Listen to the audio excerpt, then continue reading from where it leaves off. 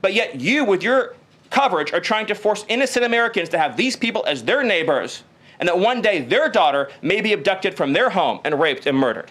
Stephen Miller finally says the quiet part out loud, and it is long overdue that somebody finally starts speaking the truth on this issue. We're going to listen to his entire presentation in just a little bit, but give me some comments down below. If you're on the left, let me know what you think about this. Are these people given due process? Why are our priorities on people in the country illegally versus those of us that are American citizens and our safety? And if you're a conservative, same thing. What do you think about his comments? Is he spot on? And what do you think about the people on the left, whether it's a voter, an activist judge, politicians, prioritizing people in the country illegally versus our own citizens? But in the meantime, let's watch this entire presentation. Here we go. And then one on Abrego Garcia, please. The administration is reportedly inquiring about his return. Is that to check a box for compliance, or does President Trump want him back on U.S. soil, or both? So, as Secretary Rubio said yesterday in the cabinet meeting, this administration is not going to publicly discuss the inside details of our foreign policy and negotiations with a foreign country. And in particular, we are not going to allow a district court judge to try to become the Secretary of State. Secretary Rubio is the one who, under his leadership and direction at the State Department, is managing the day-to-day relationship with El Salvador. Let's just take a moment, number one, to express our gratitude to El Salvador for agreeing to take some of the most dangerous terrorists off of America's streets and to put them into a safe environment where they cannot continue to engage in acts of terrorism or coordination with the Maduro regime. You may have seen recently an FBI assessment that was unclassified that said that the Maduro regime is using and planning to use Tren de Aragua terrorists to carry out assassination plots on American soil. Now, very few in this room covered that. I'll let you all ask yourselves why you didn't cover it and why your editors didn't assign that story to you. Something I think you should think about on your own. But this is a earth-shattering piece of news. The Biden administration imported the terrorist army that our own FBI assesses is planning assassination strikes on American soil against critics of the Maduro regime. Those are the terrorists that President Trump is finding and apprehending that our Democrat judges and Democrat activists are trying to keep on U.S. soil. Tren de Aragua has the same legal status as Al-Qaeda and ISIS. MS-13 has the same legal status as Al-Qaeda and ISIS. These are foreign terrorists operating on our soil. And our gratitude to El Salvador for agreeing to take custody of these terrorists is immense. With respect to the case that you mentioned, there's now even been more evidence that has been made public of this person's violent, repeated threats and assaults against his spouse. Someone who had repeated, documented human trafficking and human smuggling offenses. Somebody that has extensively documented membership in MS-13, a terrorist organization, and of course he had MS-13 tattooed on his knuckles. This is a person that was a clear and present danger to the safety of the American people.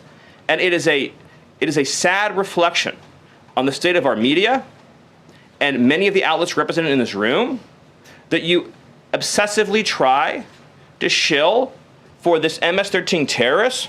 Well, no coverage occurred in your papers about any of the Americans that were raped and tortured and murdered by the illegals that Biden was importing into our country. You know, you talk about due process. The Biden administration made the decision to give extensive due process to two Tren de Aragua terrorists that were apprehended at the border just a couple years ago.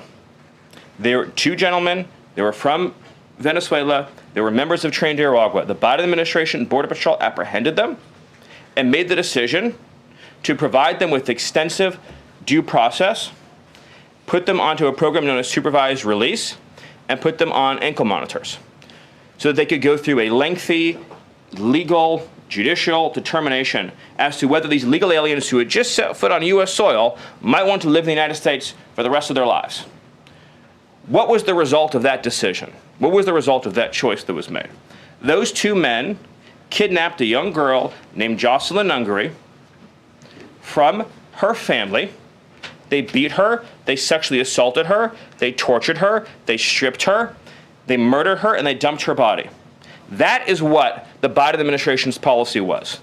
Most of your papers never covered her story when it happened. To the extent that you covered it at all, it was because President Trump forced you to cover it by highlighting it repeatedly over and over again. He had to shame you into covering it.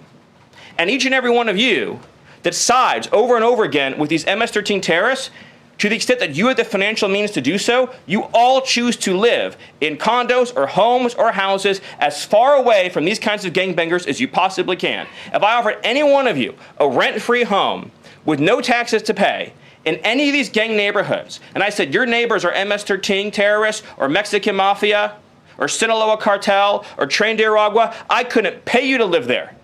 But yet you, with your coverage, are trying to force innocent Americans to have these people as their neighbors, and that one day their daughter may be abducted from their home and raped and murdered. So you're not going to get an ounce of sympathy from this administration or President Trump for the terrorists who've invaded our homes and our country. And a real big hats off to Stephen Miller for having the you-know-what to get up there and speak the truth. I mean, it is long overdue that we hear this quiet part out loud. And in my humble opinion, conservatives are being way too polite. Way too polite. This whole thing with due process is a smokescreen, folks. It is not reality. These people in the country illegally are being given due process. So it's a smokescreen. And in my humble opinion, conservatives are going to have to start talking and using the law much more vocally and much more in the open. It's okay for people on the left to have their opinion. It's okay for an activist judge to be an activist judge. But when they break the law, when they put just the average American citizen knowingly at risk, there have got to be legal consequences. Let me know what you think in the comments below. If you like the video, give it a thumbs up and definitely subscribe to see more like this. And let's get more people involved in the comment section. The best way to do that is to share it with somebody, and let's all start having this conversation about this very, very important topic that we need to be much more vocal about. This country matters. The citizens, American citizens in this country matter. That needs to be the priority. As always, until next time, God bless. Love you all.